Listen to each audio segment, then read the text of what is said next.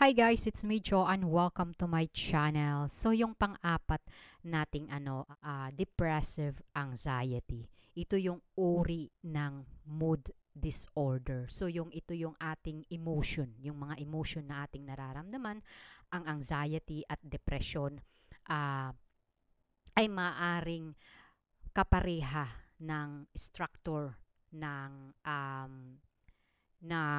proseso sa ating utak. Ang stress at trauma kasi maaring maging bahagi ng ating buhay at maaring mag-trigger ito na parehong depression at anxiety. And kung mayroon kang anxiety, possibility na magkakaroon ka ng depression. And sabi ng mga expert is kapag nilalayuan mo or you trying to avoid it, um, yung mga bagay na kinakatakutan mo or it leads you to depression, kumbaga.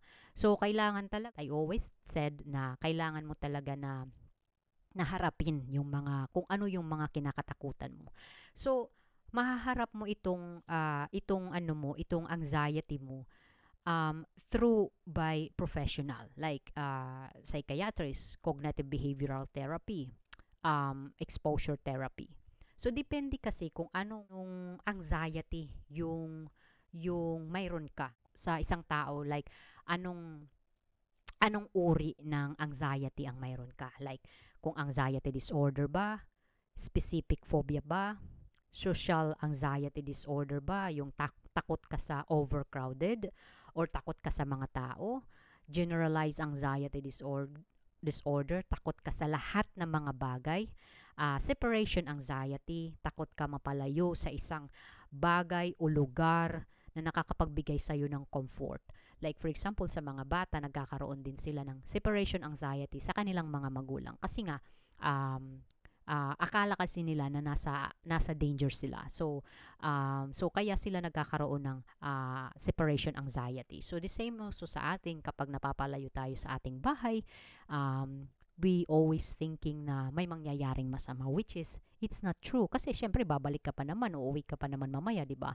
So yung divert na gagawin mo, yung positive divert na gagawin mo. And then next is yung panic disorder. Ito yung panic disorder, wala itong trigger na nangyayari. It's just like one snap of your finger, magkakaroon ka if you have this panic disorder. Kumbaga, whether you like it or not, it will happen. Kumbaga, hindi mo siya ma-prevent, hindi mo siya, kumbaga, wala kang preferred. Kumbaga, aatake talaga siya kung gusto niyang umatake, something like that.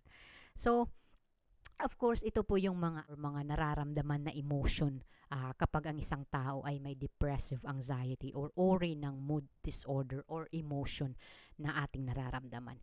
Yung malungkot o sobrang baba ang mga araw na nagdadaan. Like, sobrang baba, wala kang energy, low energy ka, kahit kagigising mo pa lang, you just like,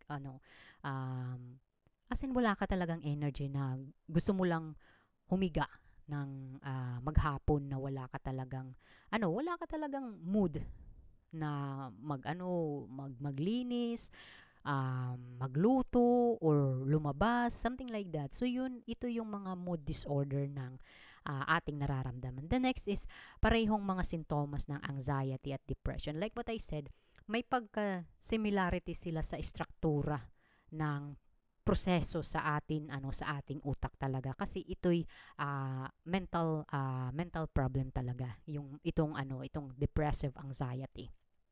And number 3 is yung naka-disconnect ka sa outside world, like gusto mo lang i-isolate yung sarili mo, ayaw mong lumabas, ayaw mong makipag-meet sa mga kaibigan mo, ayaw mong magtrabaho, ayaw mong pumunta ng supermarket, ayaw mong pumunta ng mga overcrowded because you think na nasa isip mo na you are not safe outside, that you are only safe inside of your house. So that is also yung emotional mo na kumbaga nararamdaman mo, kasi nga kapag mababa yung ano mo, yung sobrang baba yung mga araw na nagdadaan sa'yo. Yung gusto mo lang talaga is to isolate yourself. So, kaya nga sinasabi na depressive and anxiety kasi may pagkaparehas talaga sila. And anxious o nag-aalala ng maraming araw kaysa sa nagdaang araw. So, much more na nag-aalala ka kaysa sa nakaraang araw. Like, for example, more on, sasabihin mo sa sarili mo na, I don't want to go out kasi natatakot ako, or mayroong mangyayari, they have something big happening. So, something like that, nagiging ano ka na, kumbaga nagiging obsessed at paranoia ka na sa iyong sarili.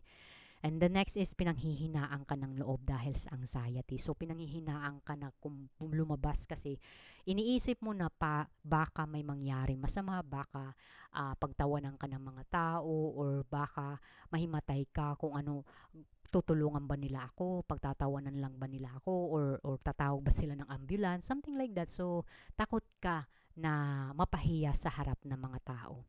Next is pinipilit ng mga damdamin. Yung pinipilit mo, yung damdamin na, I mean like yung emotion na you are really sad, negative, kumbaga pessimistic kang tao, walang happiness, na puro pessimistic, puro mga negative na pumapasok sa isipan mo na yes, may mangyayari, pero the truth, walang may mangyayari.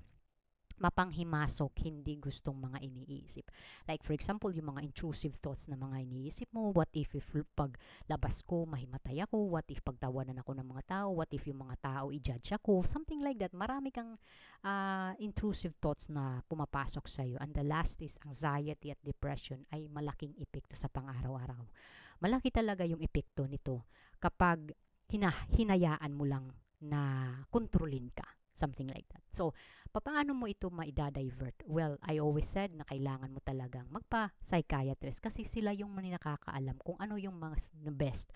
So, kung cognitive lang ba talaga, yung therapy lang ba talaga, or plus may medication. Kasi it works together, combine medication, antidepressant pills, and cognitive behavioral therapy, and plus exposure therapy. Pero hindi ka lang naman dapat ikaw lang ang sa umpisa. Kailangan talaga may guide ka kasi para may confidence ka na maharap mo yung mga kinakatakutan mo. So anyway guys, thank you so much. Sana nakapagbigay na naman ako ng knowledge, makapagbigay na naman ako ng information sa inyo. So thank you so much and God bless us.